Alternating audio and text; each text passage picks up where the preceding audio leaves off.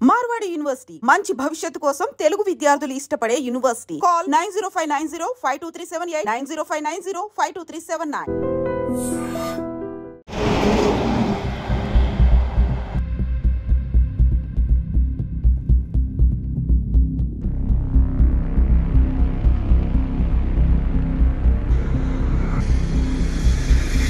అందరికీ నమస్కారం. నేను Swaroopa Potlapalli. Welcome to trending topic.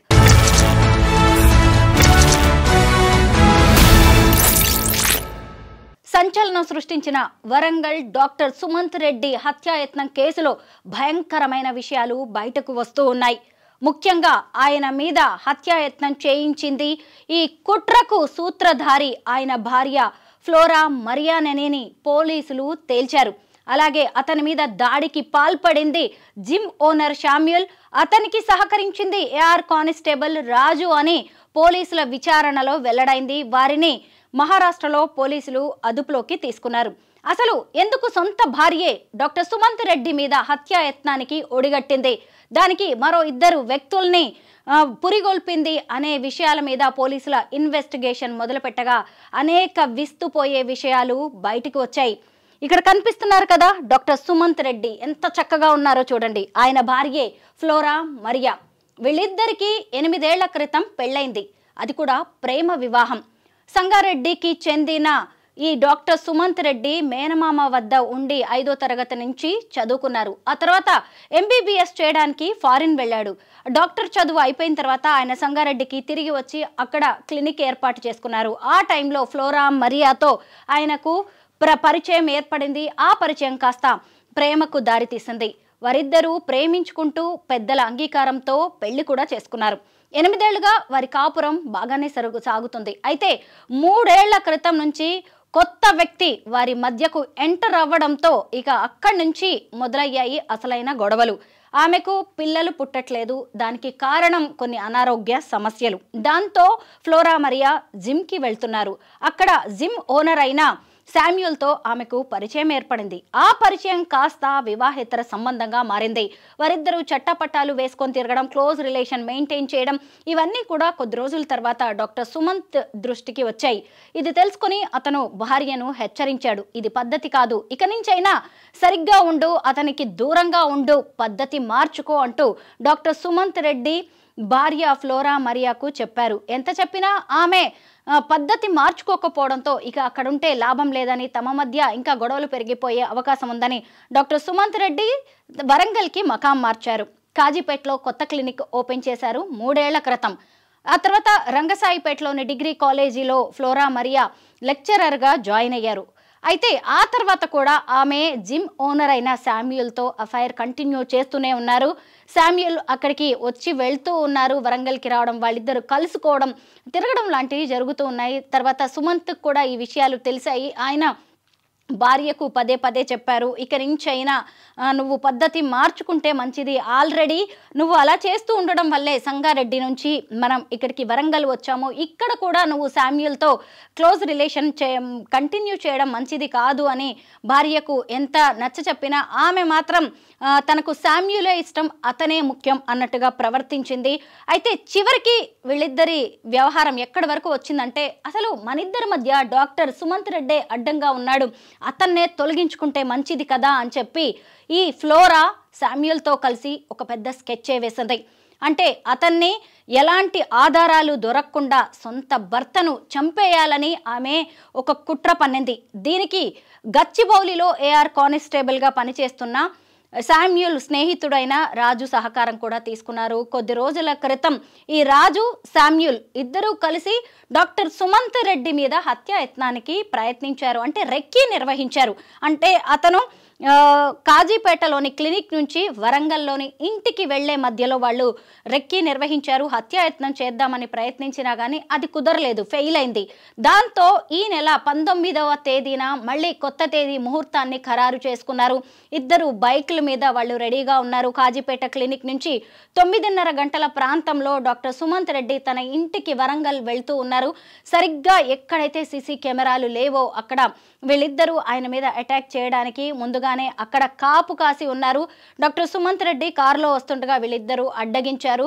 ఆ తర్వాత ఆయన వారిద్దరిని తప్పించుకొని ముందుకు వెళ్తుండగా ఇనుప రాడ్లతో లైట్స్ మీద కొట్టడంతో ఆయన బ్రేకులు వేసి కార్ని ఆపాల్సి వచ్చింది. అప్పుడు అతన్ని బయటకు లాగి ఇనుప రాడ్లతో శామ్యూల్, రాజు ఇద్దరు కలిసి అతని మీద విచక్షణ రహితంగా దాడి చేశారు. ఇక అతను చనిపోయాడు అనుకుని వదిలేసి వెళ్ళిపోయారు. అయితే కొన ఊపిరితో ఉన్న డాక్టర్ సుమంత్ రెడ్డిని స్థానికులు అటుగా వెళ్తున్న వారు గమనించి హాస్పిటల్లో జాయిన్ చేశారు. ఆ తర్వాత పోలీసుల ఇన్వెస్టిగేషన్ మొదలైంది. ఇతను ఎవరు ఏంటి అని మొదలు పెడితే ఆయన సంగారెడ్డి జిల్లాకు చెందిన డాక్టర్ సుమంత్ రెడ్డి అని వరంగల్లో కాజీపేటలో క్లినిక్ నిర్వహిస్తున్నారని తెలిసింది. అయితే పోలీసులు ఎలాంటి ఆధారాలు లేవు, ముఖ్యంగా ఎందుకంటే శామ్యూల్ తర్వాత రాజు ఇద్దరు కూడా హెల్మెట్స్ పెట్టుకొని బైక్ మీద వచ్చారు. వాళ్ళ బైక్ నంబర్స్ కూడా ఎక్కడ సరిగ్గా కనిపించకుండా జాగ్రత్త పడ్డారు.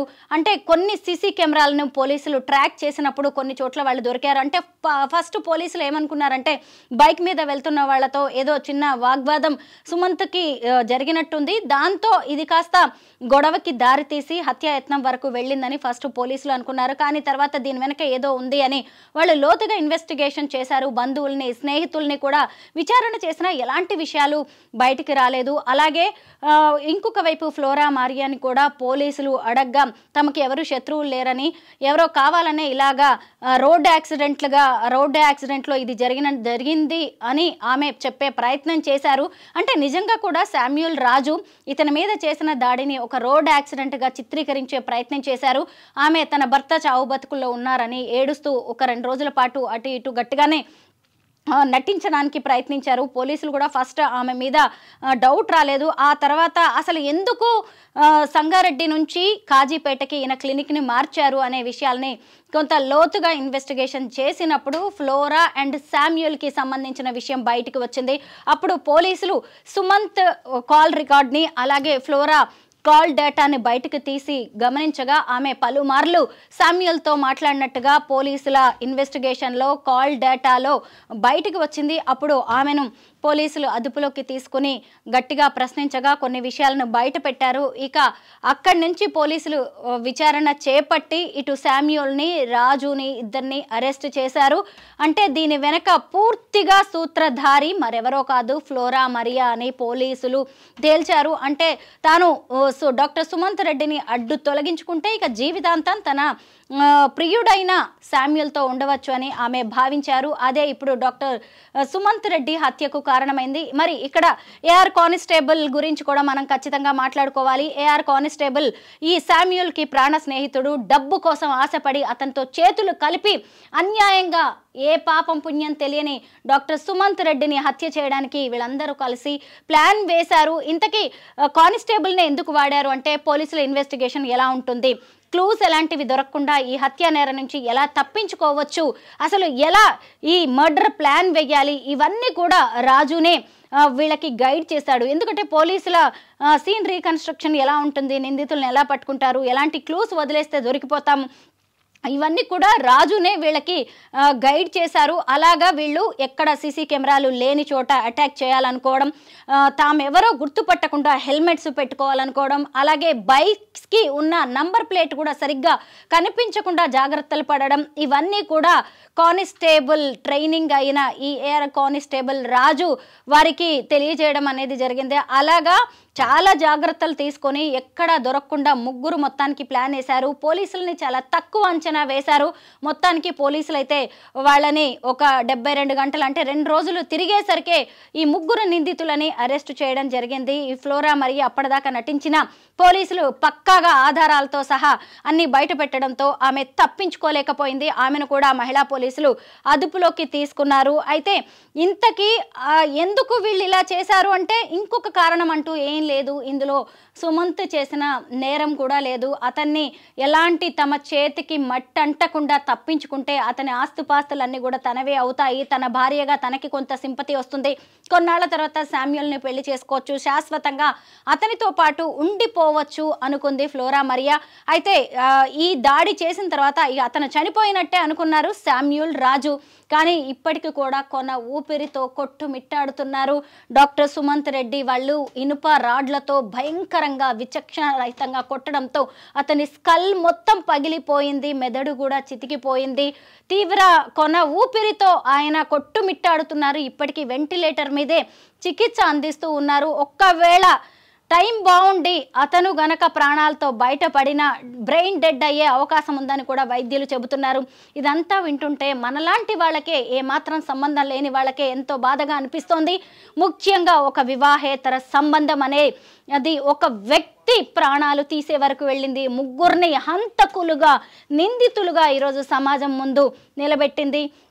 మనం ఎంతో కాలంగా చూస్తూనే ఉన్నాం, వివాహేతర సంబంధాలన్నీ విషాదాంతాలే. ఎప్పటికి కూడా వీటికి ఒక శుభం కార్డ్ అనేది ఉండదు.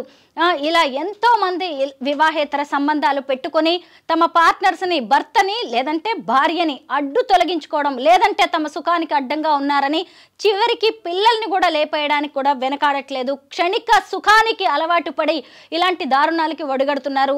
మనం 2-3 రోజుల క్రితం విశాఖ జిల్లాలో జరిగిన ఘటన కూడా చూసాం కదా. ఒక సరిత అనే మహిళ భర్త ఆఫీస్కి వెళ్ళిన తర్వాత ఓ వ్యక్తితో అఫైర్ కంటిన్యూ చేస్తుంది.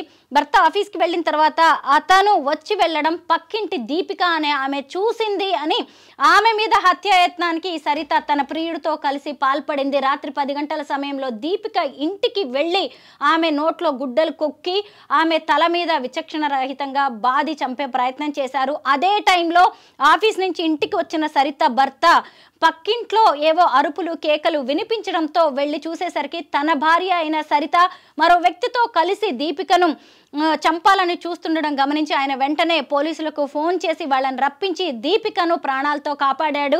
ఇక్కడ చూస్తే ఇక్కడ డాక్టర్ సుమంత్ రెడ్డి వ్యవహారంలో కూడా వివాహేతర సంబంధమే కారణంగా కనిపిస్తోంది.